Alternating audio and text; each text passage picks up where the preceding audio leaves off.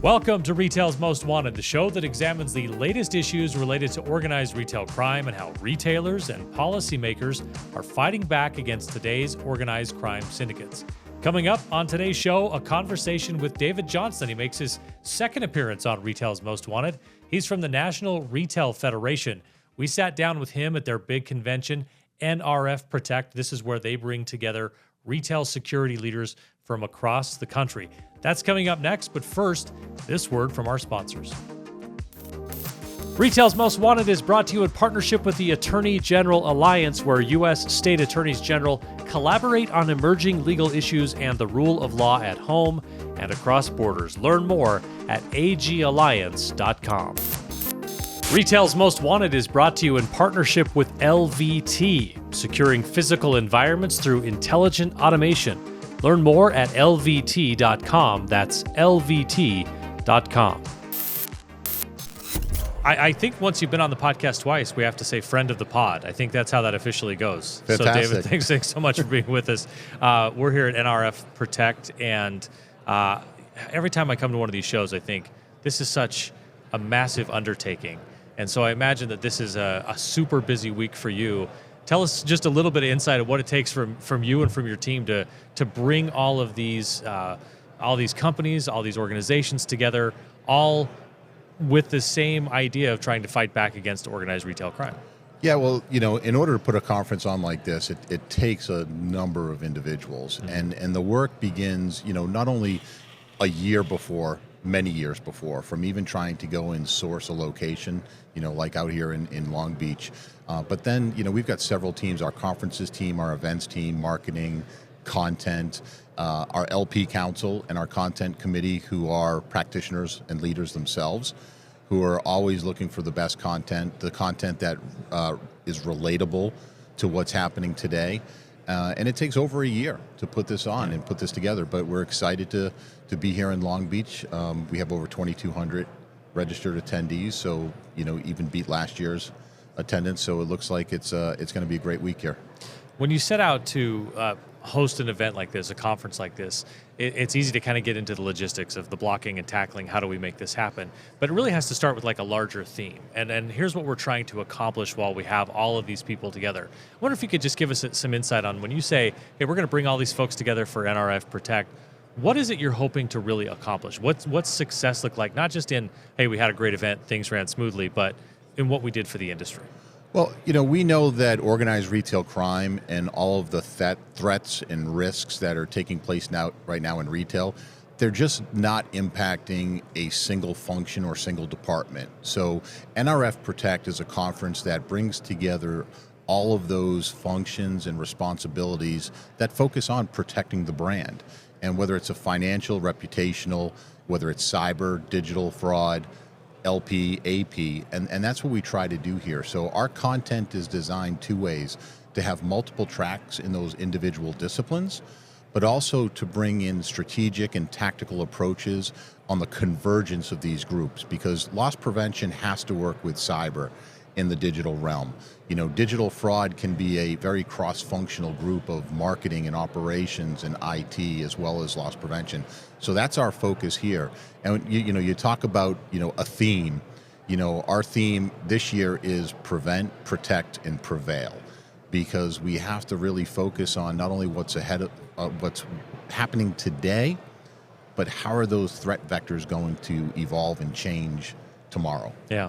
Feels like when we talk about organized retail crime, it's always there are these crime syndicates that are well orchestrated and they kind of know what they're doing and it's part of a larger business.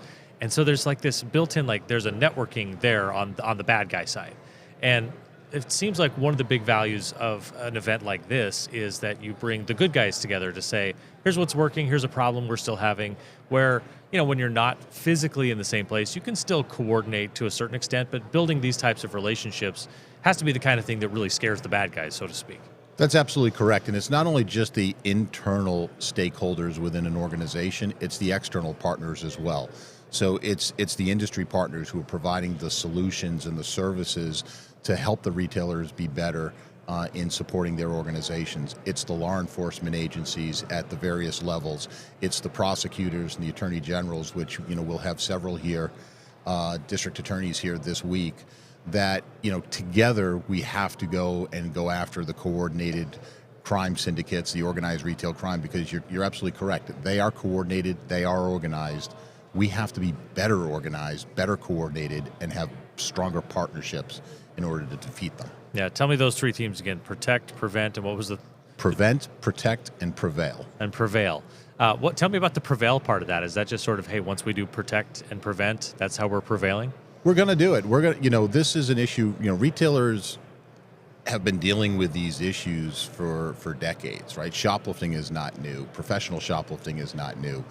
But the prevail aspect of it is always thinking about what's going to be the next vector, the next, method of crime, or the next, risk to your organization. And, when we start to think more futuristic and get ahead of the game, I think we'll be in a better position to defeat the next level of organized retail crime vectors. And the prevail is, retailers, they are resilient. Yeah. They will figure it out. This is something, though, that if it was a retailer's problem, it would be solved by now. Yeah. But organized retail crime is going to take a partnership. We're here we're talking on the morning, really, of everything getting underway. People probably can't hear this because of the way the microphones are set up, but there's a lot of energy and people coming in and out of presentations here.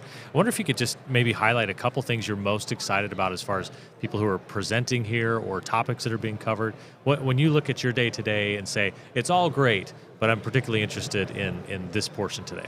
Yeah, well, our content team, which is made up of LP leaders and practitioners who design the content and try to help resource a lot of the speakers, they really wanted to focus on two aspects today. Sessions that are both strategic as well as tactical, because we have a wide variety of roles and responsibilities that attend Protect. Everything down from the data analyst, the corporate office, to field investigators, to executives, and again in all disciplines of the organization.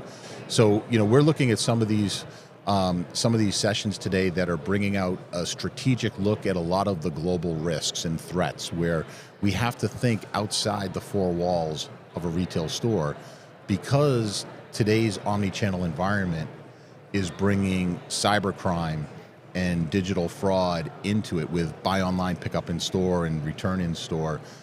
These thieves, these organized groups, are taking advantage of the cyber networks and the convergence of the physical space. So we've got a lot of looks into how does cyber come into play with your physical retail store? How does enterprise security risk management principles come into play from an LP-AP approach? And how can you be better serving your organization as a whole more holistically?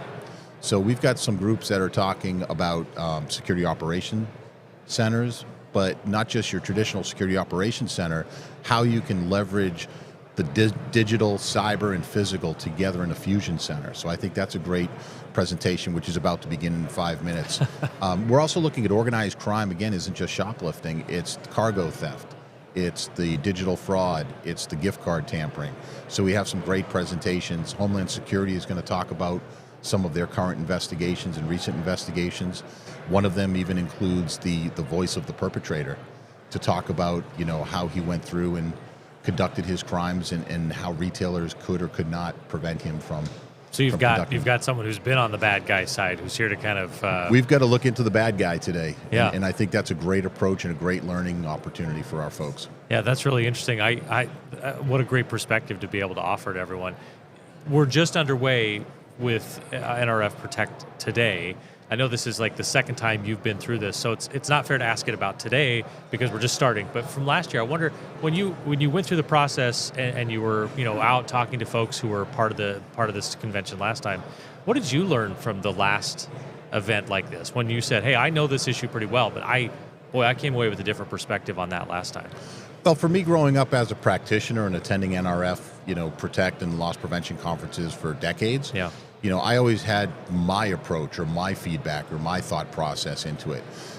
In the role that I have today, it's really going out and getting more and more feedback from a variety of individuals. So, sitting down and talking to somebody whose responsibility is in the cyber world, but did they attend an LP session? What do they think about it? And how could we better bring together those teams? So taking a more holistic approach and taking a broader view of what the various types of attendees, including the industry partners. I spent half of my career on that side of the carpet. So what are they getting out of it? And are they actually attending the sessions and trying to learn from the retailers? Yeah. Well, I know we got to get you off to a session because things are moving along quickly. We appreciate you taking some time with us today. Best of luck. I'll leave you with this. I'll give you the last word. This week has been a success if we all get better working together and do our part in keeping people safe and secure in the stores and our environments. Awesome. Appreciate it so much. Thanks so much for your time. Good luck for the rest of the week. Thanks, Marty. Appreciate being here. That's it for this episode of Retail's Most Wanted. Thanks to our presenting sponsors, LVT and the Attorney General Alliance. Of course, don't forget to hit that subscribe or follow button so you can catch each new episode. We drop a new one 3 times a month.